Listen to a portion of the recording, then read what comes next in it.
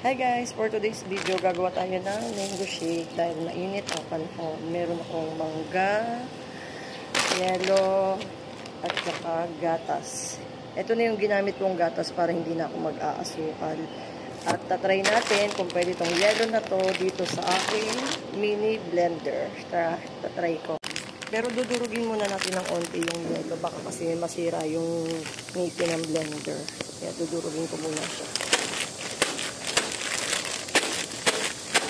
Sa ulo na lang kayo. Oh, no! Ayun ako, yung mga nasa Taiwan dyan, huwag kayong lalabas kasi baka kayo ma-heat stroke sa sobrang init. Grabe. Yan, gagawin ko na siya. Iwain ko muna yung mangga. Siyempre, bawal ang kutsilyo. Baka ma-restrict na naman. Napakahigpit ni TikTok sa mga kutsilyo, sa mga below 18 years old. Kaya, bawal ipakita ang kutsilyo. Pero, hinulog ako. Kaya natin sa blend.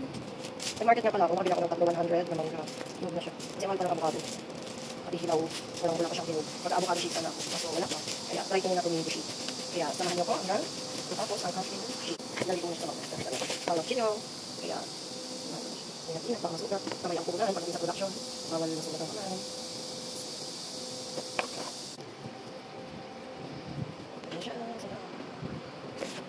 Kailangan sa palo. Dapat fresh mo ito ba? Try ko lang. Epekto lang ng oring. Dalawa ko yung butas. Kailangan iipan. Lagyan natin maging nabat yung blender. Pinahiyak ako. No. O, hindi ka lang yan. Bata ano. Gumana naman siya. Nasa onti-onti yung dapat.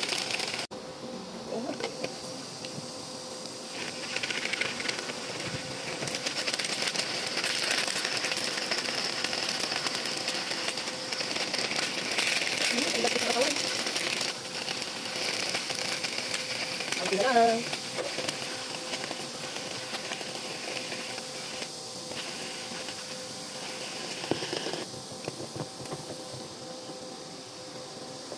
wow.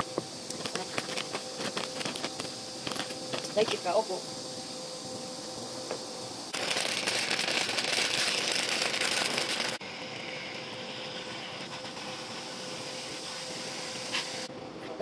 Wow! Sarap. Bulacan dito. Antipolo.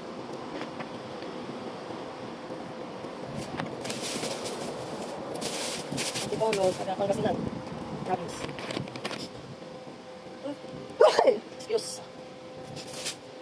Excuse me. Sarap nito yung ice candy. Wala lang akong yelo ng ice candy.